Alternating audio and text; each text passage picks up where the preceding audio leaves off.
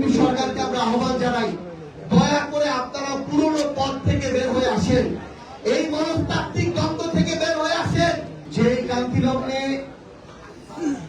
পুরনো বন্দোবস্তের একটি রাজনৈতিক দল, বাংলাদেশের বৃহত্তম একটি রাজনৈতিক দল বিএনপি সবচেয়ে বড় একটি মনস্তাত্ত্বিক দ্বন্দ্বে পড়েছে। বিএনপি এবং তাদের অঙ্গ সংগঠন যারা আজকে থেকে 20 বছর আগে পুরনো ধারায় রাজনীতি করে অভ্যস্ত, আবার তাদের মধ্যে একটা অংশ যারা বিগত 16-17 বছরে দুঃশাসনের মধ্যে দিয়ে গিয়েছে, নিপীড়নের মধ্যে গিয়েছে এবং যারা চায় এই দেশটার পরিবর্তন হোক, তাদের মধ্যে একটি প্রবল মনস্তাত্ত্বিক দ্বন্দ্ব চলছে। যেই দ্বন্দ্বের জের ধরে তাদেরই একটি অংশ এখন আবার বিশ্ববিদ্যালয়গুলোতে গণরুম গেস্টরুম চালু করতে চায়, শিক্ষার্থীদেরকে জিম্মি করে তাদেরকে তাদের রাজনৈতিক নেতাদের দাস বানাতে চায়।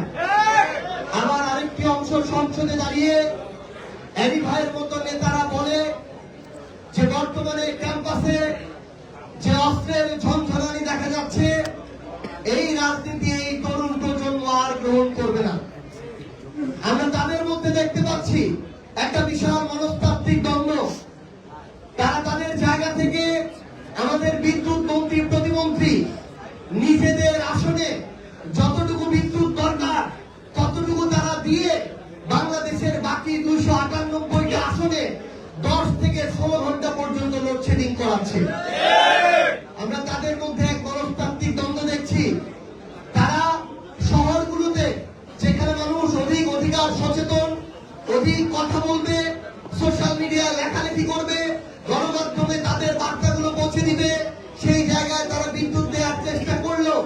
গ্রামাঞ্চলে লক্ষ লক্ষ কোটি কোটি মানুষকে তারা বিদ্যুতের অনুপস্থিতিতে যে লোডশেডিং এর ভোগান্তি, সেই পরিস্থিতির মধ্য দিয়ে নিয়ে যাচ্ছে।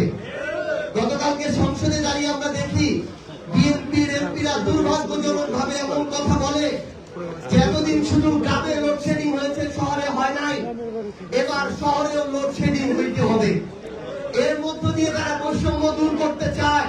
কিন্তু আমাদের দুঃখ হয়, আমাদের লজ্জা হয়, বিএনপি কেন শুধু লোডশেডিং এর কথা বলে, কেন লোডশেডিং বন্ধ করে বিদ্যুৎ নিশ্চিতের কথা তারা বলতে পারে না।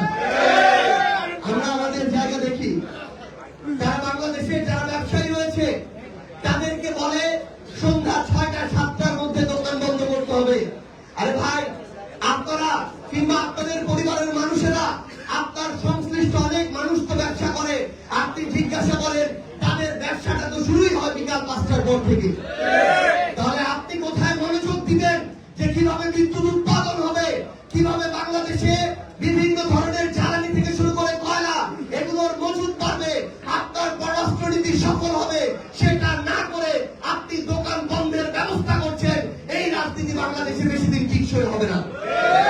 তারা তাদের জায়গা থেকে নতজানু পররাষ্ট্রনীতি ধারণ করেছে। আমরা দেখলাম ইরানের মতো বন্ধু প্রতিম একটা দেশ হরমুজ প্রণালীতে বাংলাদেশের জাহাজ আটকে দিচ্ছে। এর চেয়ে লজ্জার আর কিছু হতে পারে না। সেই দেশের সর্বোচ্চ নেতাকে যারা খুন করলো, সেই দেশের সর্বোচ্চ নেতার পাশাপাশি আরো গুরুত্বপূর্ণ নেতৃবৃন্দকে যারা খুন করলো, যারা দিনে দুপুরে একটা সভ্যতাকে মিশিয়ে দিতে চাইলো, তাদের পক্ষে স্টেটমেন্ট দেওয়ার মতো নতজানু পররাষ্ট্রনীতি বাংলাদেশের জনগণ কোনোদিন প্রত্যাশা করে না। আমরা আহ্বান জানাবো আমার এই বিএনপি সরকারকে আমরা আহ্বান জানাই, দয়া করে আপনারা পুরনো পথ থেকে বের হয়ে আসেন, এই মনস্তাত্ত্বিক দ্বন্দ্ব থেকে বের হয়ে আসেন।